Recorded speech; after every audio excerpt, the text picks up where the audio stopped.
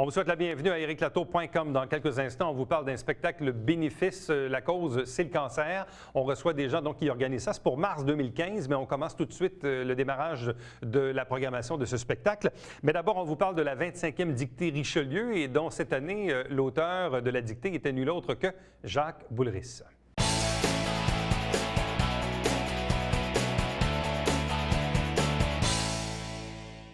Il était l'auteur de la 25e dictée Richelieu. Il est avec nous, Jacques Boulris. Bonsoir et bienvenue. Bonsoir. C'est une belle expérience, ça? Oui, c'est une belle expérience. Ce qui est beau là-dedans, c'est de voir autant de jeunes garçons et filles s'intéresser aux mots. Alors qu'effectivement, ce n'est pas ce qui est valorisé. On ne met pas ça souvent dans la vitrine, l'importance des mots, le poids des mots. Ce qui était bien aussi, c'est de voir ces jeunes-là accompagnés aussi des parents qui étaient fiers de voir que leur garçon ou leur fille s'intéressait aux mots, voulait les apprivoiser, faire en sorte qu'ils servent de relais entre leurs pensées puis les actions aussi. L'avenir de ces jeunes-là repose sur les mots. Notre avenir, c'est ça, c'est le poids des mots. Est-ce qu'on a perdu le sens et le poids des mots? Oui. On est en train de tout vider, de garder, on parlait de vitrine, de garder l'apparence, le vernis. Mais à partir du moment où on se rend compte que les mots sont des êtres vivants, je dirais, qui évoluent, qui nous accompagnent. Puis il faut faire attention aussi aux mots, parce que quand on prononce les mots, on appelle la réalité des mots.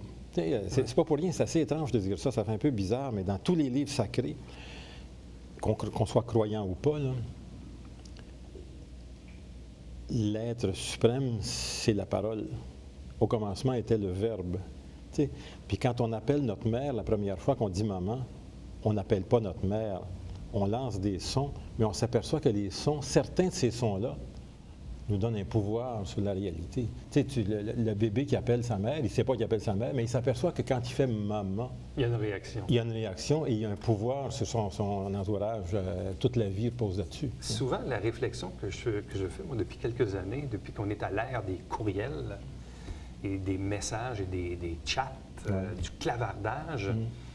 Combien de fois, moi, dans une année où on envoie des tonnes de courriels, quand on parle du poids et du sens des mots, c'est là que ça prend tout son sens parce qu'il n'y a pas d'émotion toujours. Quand on envoie un courriel, on envoie des mots, parfois on fait une blague, mais ça ne veut pas dire nécessairement que la personne, des fois, la susceptibilité ou la suspicion est à son meilleur. Et là, parfois, il faut que tu appelles la personne ou que tu la rencontres pour rectifier. Dire, là, c'est pas ça que je voulais dire, tu as mal compris ce que je voulais dire. Et je me rends compte aujourd'hui qu'on a perdu beaucoup ça parce qu'on communique beaucoup par écrit. Et on écrit rapidement. Et des fois, c'est ça, le poids des mots n'est pas toujours mesuré. Non. On écrit rapidement et dans un espace de plus en plus restreint. C'est curieux l'image qui me vient là, par rapport à ça. Peut-être que c'est un peu saugrenu comme rapprochement, mais l'être humain fait en sorte qu'à partir du moment où on atteint la force de l'âge, on est souvent dans des espaces considérables. Grande maison, bureau où on travaille. Puis quand on vieillit, l'espace rétrécit. On s'en va vers la petite chambre où on finit sa vie, avec assez peu de choses, des souvenirs autour. Et je me demande si effectivement on n'est pas en train de vivre un truc semblable, mais très rapidement, où l'espace des mots se comprime, se rétrécit jusqu'à avoir combien? 50 caractères, 35 caractères, puis là, il faut que ça tienne là-dedans. C'est pas vrai que la vie tient là-dedans. Oui, c'est comme Twitter, les messages... C'est ça. Les tweets de 140 caractères. Les 140 caractères. Tu sais, j'ai lancé un chiffre 50, là, 140 caractères. Tout doit tenir là-dedans. C'est dur des fois. Des fois, moi, j'essaie d'envoyer des tweets justement avec la couverture du conseil municipal, puis il faut que j'essaie de résumer ma pensée en 140 caractères. C'est ça. Des fois, je suis obligé de faire des abréviations. Ben oui. Ou d'en faire 2, 3. Puis de tourner les coins ronds un peu, parce qu'effectivement, tu ne peux pas apporter la nuance ou la subtilité dans un format aussi restreint. Tu sais. Et ça, le rapport ou l'image est peut-être un peu étrange, mais ça peut ressembler à ça. Comment s'est présentée l'opportunité d'écrire cette année la dictée Richelieu? Oh, c'est tout simple. Je pense qu'il y a un auteur qui avait été contacté, qui devait le faire, et puis je ne sais pas ce qui s'est passé exactement, mais à la dernière minute, je pense qu'il s'est désisté ou ça n'a pas fonctionné. Je n'ai pas su le fin fond de l'histoire. Puis on m'a demandé de dépanner en dernière minute. Puis j'ai dit, ben oui, pourquoi pas. Bon, et cette dictée ressemblait à quoi? C'est quoi bâtir une dictée pour ce genre de concours? Ouais. Vous voyez ce qui est arrivé dans le contexte, vu que quand on m'a demandé de préparer la dictée, il restait, je sais pas, il restait 2 semaines, je pense, puis j'ai dit, j'ai pas le temps, avec la chronique au Canada français, puis tout ça. Donc, si vous voulez que je fournisse un texte de dictée, il faudrait le prendre dans un texte qui existe déjà. Et les responsables de la dictée, Richelieu, ont choisi un extrait d'un texte qui a été publié dans un livre qui s'intitule Reliquaire. C'est un extrait assez intéressant qu'ils ont choisi. Ça décrit en partie l'église de Saint-Marc-sur-Richelieu, alors qu'on est en train de la ravaler, c'est-à-dire alors qu'on est en train de refaire le mur. Puis ça décrit aussi une partie de l'atmosphère qui existe entre la cour d'école, le cimetière et l'église. Et c'est un texte... c'est difficile de faire une dictée, hein, parce qu'il ne faut pas que ça soit trop compliqué, parce qu'à ce moment-là, s'il y a 50 participants, ils sont devant quelque chose d'impossible et puis c'est décourageant, ils vont avoir 50 fautes. Si c'est trop facile, il n'y a pas d'intérêt non plus. Et les organisateurs ont choisi un texte, effectivement, où il y avait des niveaux de difficulté assez élevés, mais raisonnablement attirant aussi pour les gens. D'ailleurs, les gens qui sont venus après me dire qu'ils avaient aimé le texte. Ils avaient aimé le texte. Je trouvais ça bon parce que c'est une chose, faire une dictée, essayer de ne pas trop faire de fautes, mais d'être touché par les mots, ça... Ouais. Est-ce qu'il y avait des pièges? Oui, il y avait des pièges. Ah oui, écoute, il y avait des pièges, c'est sûr. Parce que, je te donne un exemple. Ma grand-mère, Rosa, qui habitait ici, tout près sur Saint-Charles, évidemment, comme bien des gens de sa génération, avait des expressions qu'on ne trouvait pas dans les dictionnaires récents, mais qu'on trouvait dans les glossaires du parler français, les vieilles expressions du genre « canter », Q-A-N-T, et « canter lui ». Elle disait tout le temps « Marcel est arrivé quand t'es Urgel », mettons. Ça veut dire « en même temps que ». Fait que j'ai écrit ça dans le texte et puis j'ai spécifié en donnant la dictée que c'était une vieille expression qui venait de ma grand-mère, mais il n'y a personne qui l'a eu. Ah non, personne qui l'a eu. Non.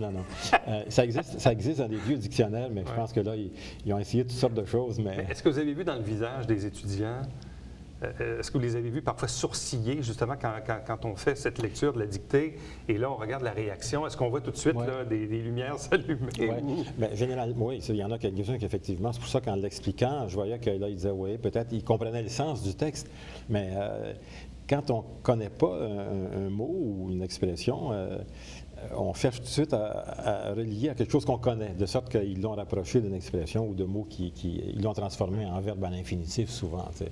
Mais ça, autrement, il y avait des subjonctifs imparfaits. Tu te demandes toujours si ça prend un accent circonflexe ou pas.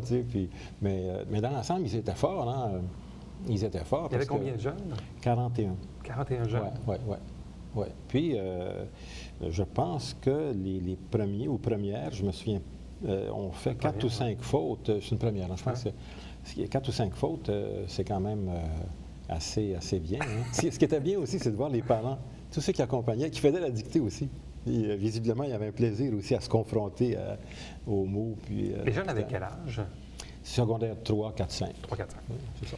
Là, aujourd'hui, vous nous présentez « Je ne sais plus pourquoi je veille ». Poésie choisie de 1970 à 2002. Oui. Qu'est-ce que c'est?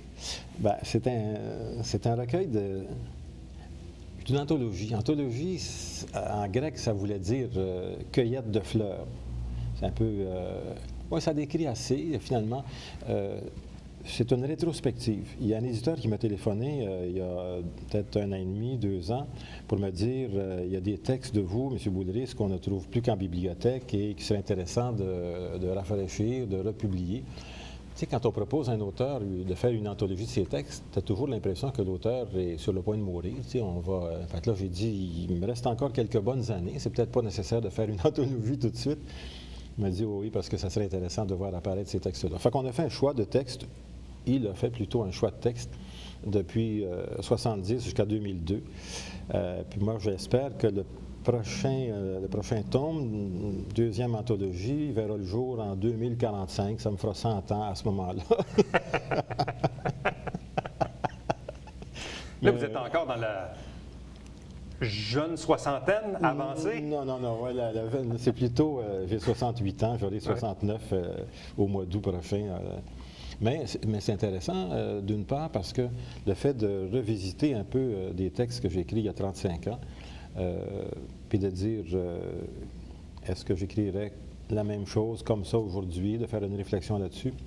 C'est un peu déchirant aussi, mais c'est intéressant à faire comme exercice. Puis aussi, j'ai écrit un texte de présentation.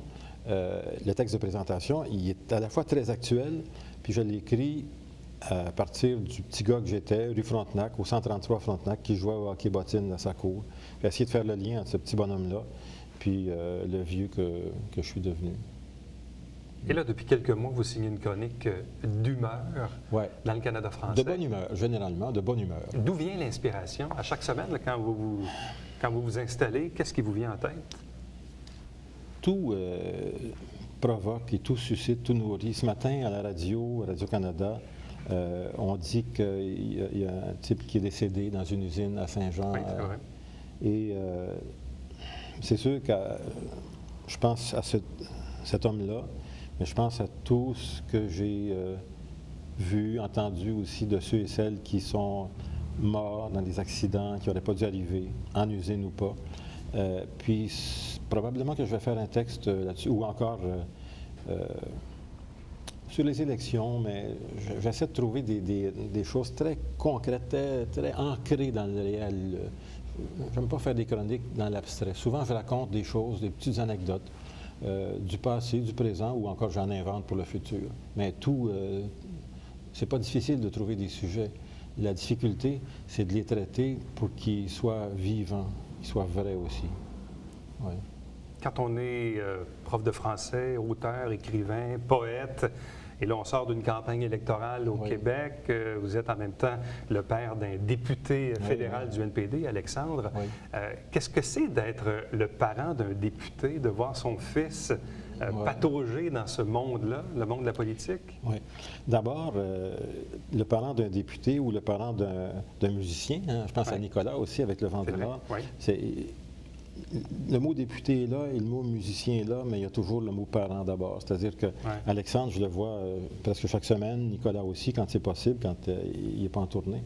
Puis, d'abord, souvent les gens, quand ils parlent d'Alexandre ou de Nico, nous disent ah, vous devez être fiers de vos enfants.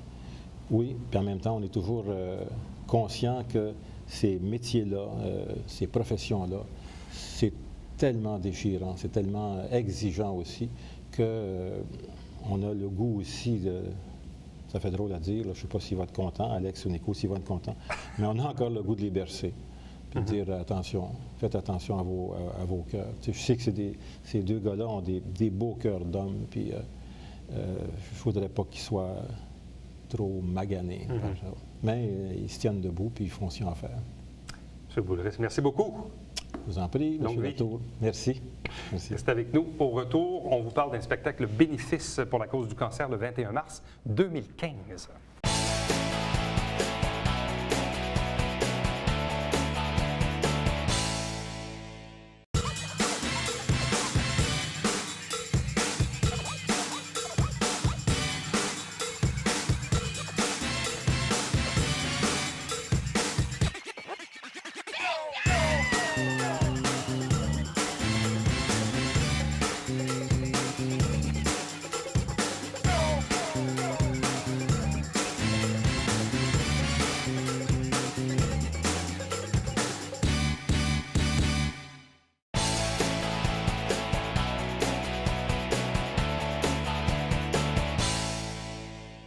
On vous parle maintenant d'un événement qui va se tenir, et attention à la date, le 21 mars, mais 2015. 21 mars 2015, donc c'est dans un peu moins d'un an. C'est un spectacle bénéfice dont les profits sont remis à la Société canadienne du cancer via l'événement que vous connaissez bien, qui est le Relais pour la vie. Qui est le Relais pour la vie, d'ailleurs, va se tenir 10e édition au début juin. 3 personnes pour nous parler de cet événement. D'abord, Mme Manon Martin, bonsoir à vous. Bonsoir. De même que Myriam Morin, bonsoir. Et Sylvain Perron, bonsoir et bienvenue. Bonsoir. Je vais commencer avec vous, Sylvain, parce qu'évidemment, vous m'avez contacté par Facebook pour me parler un peu de l'événement en tant que tel. Parlez-nous un peu de la raison pour laquelle vous avez démarré ce projet-là. Bien, c'est simple, parce que ma fille, dans le fond, c'est ma fille qui a parti le projet. Puis ma fille, bien, vu qu'elle est mineure, bien, il y a des choses qu'elle ne pouvait pas faire exactement, comme chercher des publicités, des dons, elle ne pouvait pas le faire. parce qu'elle était mineure. Donc, moi, j'ai décidé de vouloir embarquer avec elle pour la supporter. Et puis, à partir de là, bien, on a rencontré la dame là, pour le cancer. Puis, à partir de là, bien, elle nous a fait une lettre, comme de quoi que c'est correct, qu'on peut faire... Une activité au profit de la société. Exactement. Bon, donc, Myriam, tu es la fille? Non. Non, c'est pas toi la fille? Non, moi, je suis une amie. Dans le fond, je Une suis amie de la fille de ouais. Sylvain, c'est ça? Mais je suis bénévole pour la cause aussi. Bon, et pourquoi votre fille a décidé de démarrer ce projet-là? C'est venu comment? Bien, c'est parce que Manon et sa mère ont le cancer. Manon est à son 2e cancer, donc c'est ça. Ce point-là m'a laissé Manon en parler un peu plus. Et puis, regarde, moi, je vais pouvoir revenir avec ça là, sans problème. Bon. Manon, Oui. qu'est-ce qui se passe? Moi, j'ai eu un cancer en 2006, le cancer du sein. J'ai été opérée pour... ils m'ont enlevé tout le tour du sein, puis des ganglions en dessous. J'ai étoffé ma rémission pendant 5 ans. J'ai passé au travers. Puis cet été, je suis allée à l'hôpital pour une rougeur sur un bras. Ils m'ont dit que c'était une infection, de me retourner à la maison. Ils m'ont donné de la pénicilline. J'ai été allergique à la pénicilline. Fait que le médecin, il m'a dit « Non, on ne donne pas ça ». Fait que là, ça s'empirait, ça s'en allait dans ma jambe. Je suis allée 3 fois à l'hôpital. Au cours de l'été, là? Oui, 3 fois de fil. Puis la 3e fois, j'ai été obligée de me choquer parce que là, c'était rendu tout le côté gauche, le bras. Toujours des rougeurs, c'est ça? Des douleurs. Des douleurs, grosses ouais. douleurs. Je dormais dans un bain chaud. À tous les nuits, je dormais dans le bain, sur le ventre, parce que j'avais une grosse douleur. Puis ils m'ont appris que j'avais le cancer du pancréas, le foie, la rate, les poumons, que j'étais en phase terminale, qu'il me restait peut-être même pas 2 ans. Et ça, ils vous ont dit ça l'été dernier. Oui, cet été, mi-juin. Quand on a déjà eu le cancer une première fois et qu'on connaît, bon, disons, une période d'accalmie là, de quelques années, et Oui. que là, arrive soudainement un nouveau problème de santé qu'on n'arrive pas à diagnostiquer sur le coup, est-ce que tout de suite les lumières s'allument puis on se dit, ça y est, ça revient? Oui, oui, parce que j'avais beau à dire à mon médecin que j'avais une bosse en dessous du sein, puis que ça me faisait très mal. Puis il disait, ah, c'est quand que je suis opérée, puis j'ai refermé la peau. Ouais. Ça fait comme un genre de la peau, là. Puis je disais, non, ça me fait mal, c'est terrible, comment ça peut me faire mal, puis ça se peut pas, puis c'est ci, c'est ça. Puis exactement, c'est que là-bas, je ne l'ai plus. Là-bas, c'est rendu grosse comme ça, sur le pancréas. Fait que j'avais beau y dire, puis ça ne rentre pas dans la tête. Mais au final, vous avez fini par avoir le diagnostic. Oui, oui. Complet, là. Oui. Mais j'ai changé. Mais vous vous en doutiez, j'imagine. Oui. Oui, parce qu'on le ressent. On le ressent, puis ils disent que le cancer du sein, ça fait pas mal, le cancer, ça fait pas... C'est pas vrai. On sent comme un genre de rongement, puis picotement. Fait qu'on le ressent, puis je savais. Je savais que mon cancer était revenu, mais moi, je pensais que c'était les seins encore. Ouais. Fait que j'ai dit, si c'est ça, on enlève tout, puis ça s'arrête là.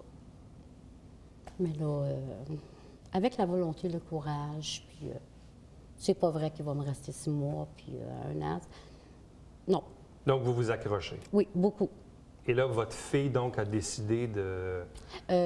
Non. La fille à Sylvain, c'est des amis. Et quel est votre lien familial, juste que je comprends? C'est un ami. C'est Un des ami amis. à ma conjointe. Et puis, ben, mon ami aussi. Et puis, c'est ça, c'est une cause quand même qui touche vraiment beaucoup trop de personnes. Et là, votre fille a été touchée, donc, par l'histoire de Manon, c'est ça que je comprends? Moi puis ma mère. OK. Parce que ma mère est en phase terminale, elle est Ah rendue à 75 livres, elle a le cancer des poumons, puis elle veut mourir chez moi, parce que ça fait 20 quelques années, là, je m'en occupe, elle est handicapée. Puis elle est en phase terminale, on attend en dernière minute. Bon. Et toi, Myriam, tu arrives à quel moment dans l'équation de Dans le cette fond, je suis une amie organisation-là? assez proche de la fille à Sylvain. Ils m'ont parlé du projet parce que je suis dans une matière spéciale à l'école qui est la sensibilisation à l'entrepreneuriat. C'est, dans le fond, le mot le dit, c'est pour entreprendre des projets. Ils m'ont touché un mot. sur ça. J'ai dit que je voulais peut-être embarquer avec eux pour le côté publicité. Parce qu'on fait quand même assez de publicité. On a fait la cause pour le pain partagé à l'école. Puis c'est ça, dans le fond. Moi aussi, ça me touche beaucoup parce que j'ai beaucoup de mortalité dans ma famille par rapport au cancer. Puis c'est ça, dans le fond. C'est quelque chose qui me touche, là. La publicité, on la fait par rapport à tous ceux qui ont eu ça, là, qui ont été atteints pour ça. Bon, le spectacle va ressembler à quoi comme genre d'organisation? Qu'est-ce que vous voulez faire avec cet événement-là? OK, mais nous, tu as vu, on a déjà 2 artistes de trouver. On a un artiste de chez nous, une fille qui reste à la colle. OK, son nom, il m'échappe. C'est Charlène Laforêt. Elle chante super bien. Manon, elle a écouté son vidéo sur Facebook. C'est merveilleux. Myriam aussi. C'est une fille qui a fait les auditions de Star Academy il y a 3 ans. Elle a fait les auditions aussi de La Voix l'année passée, je crois. OK. Elle a fait les auditions aussi pour Granby en chanson. Et puis, bon, c'est ça. En plus, moi, j'ai des contacts envers elle parce que mon fils, où ce qui se fait garder, ça se trouve être comme la nièce de la dame en question. Donc, c'est ça.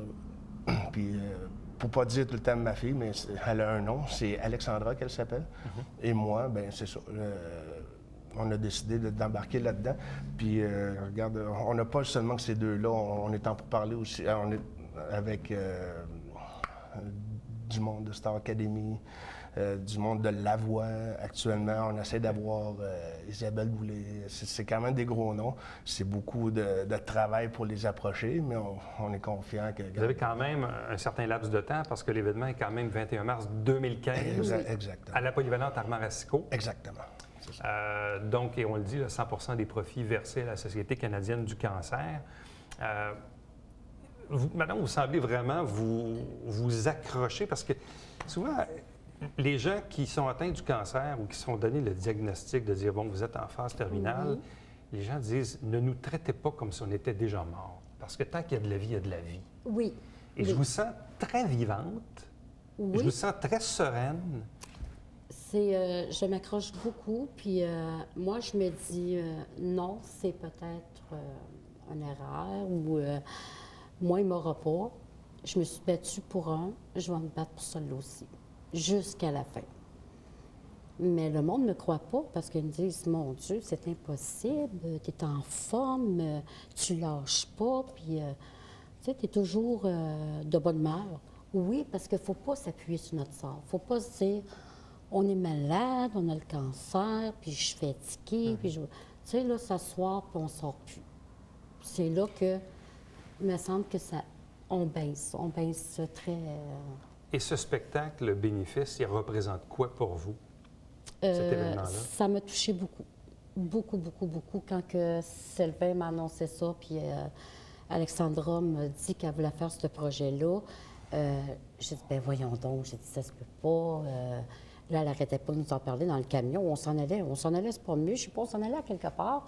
Puis Alexandra a commencé, puis elle nous lâchait pas. Puis on l'écoutait, oui, puis non, parce qu'on disait, bon, peut-être qu'elle parle comme ça, mais peut-être qu'elle le fera pas. Puis oui, elle l'a fait, puis elle l'a foncé, puis ça m'a touché beaucoup. Puis je vais être là jusqu'à la fin. Ah oui. Alexandra, quel âge? 17 ans, elle vient Toi aussi, d'avoir t'as 17 17 ans? Oui. C'est une amie de longue date? Oui, ça fait dans le fond, depuis que j'ai 12 ans que je connais Alexandra. C'est vraiment une de mes bonnes amies, là. J'ai connu Manon par rapport à eux aussi. Oui. Oui, c'est pas mal une de mes bonnes amies. Qu'est-ce qui t'a démontré le sérieux de sa démarche à ton ami? Parce que tantôt, Manon disait, ben, je ne sais pas, ça va le faire, ça le fera pas. Toi, tu la connais, tu l'as vu évoluer là-dedans? Bien, tu sais, dans le fond, j'ai comme eu un bout, on a tout le temps des bouts où on parle moins à certaines personnes. J'ai recommencé à y reparler beaucoup. Puis, elle m'a fait une approche sur ça. Tu sais, genre, oui, c'est le fun, c'est une bonne idée, vraiment. Puis, à un moment donné, Sylvain, il m'est arrivé, il m'a dit, tu connais-tu, mettons, des personnes qui pourraient faire telle affaire? J'ai dit, ben oui, j'ai dit, si tu veux, je peux embarquer dans ton projet. Puis, dans le fond, c'est ça, je m'occupe plus de la partie, la publicité. Donc, un beau projet qui est en ébullition en ce moment. Donc, on le répète, 21 mars 2015, à la polyvalente Armaresco, spectacle bénéfice pour la Société canadienne du cancer.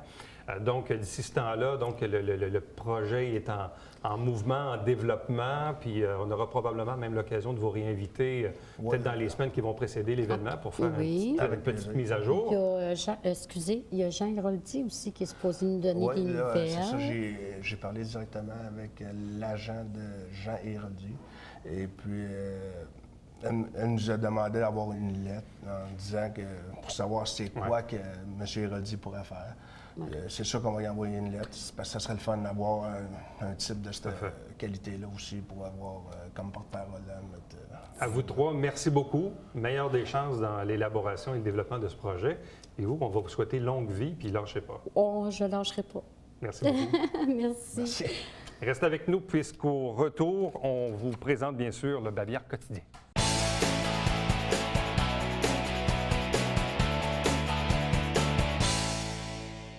La Société Saint-Vincent-de-Paul de Saint-Jean est actuellement en sollicitation postale, donc surveillez votre dernier Publisac. Il y a une petite enveloppe. D'habitude, c'était par la poste, mais ça coûtait très, très cher. Donc, cette année, c'est dans le Publisac. Donc, vous prenez l'enveloppe et vous pouvez faire votre don et ensuite recevoir votre reçu d'impôt. Puis également, la Saint-Vincent-de-Paul organise très, très bientôt le festin Fruits de mer.